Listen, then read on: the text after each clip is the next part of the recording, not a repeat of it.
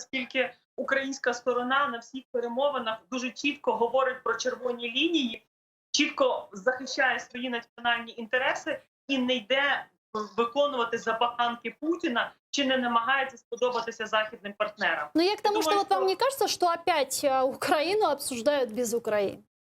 Ну, ви знаєте, ми за весь цей час не побачили, щоб, зокрема, Офіс президента України і дипломатія ініціювали, наприклад, тристоронню бесіду онлайн Макрон, Меркель, Зеленський,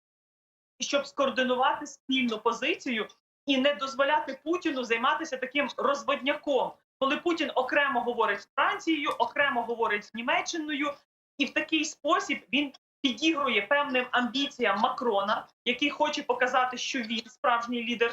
Європейського Союзу і конкурує з Німеччиною. Ми це теж прекрасно розуміємо. От і тут я думаю, що якщо б українська сторона, коли недавно був візит до Берліна, паралельно відбувся візит до Парижа, а за результатами візитів проведена була розмова лідерів трьох держав, які входять в нормандську четвірку, тоді Путін розумів би, що він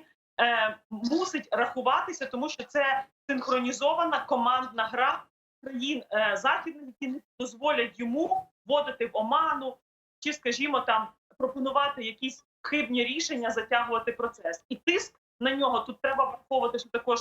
американців, те, що Україна останнім часом і плівки Деркача, і всі ці спроби втрутитися у внутрішні процеси, зокрема вибори, вони, очевидно, шкодять нам потім у відстоюванні наших інтересів на міжнародній арені.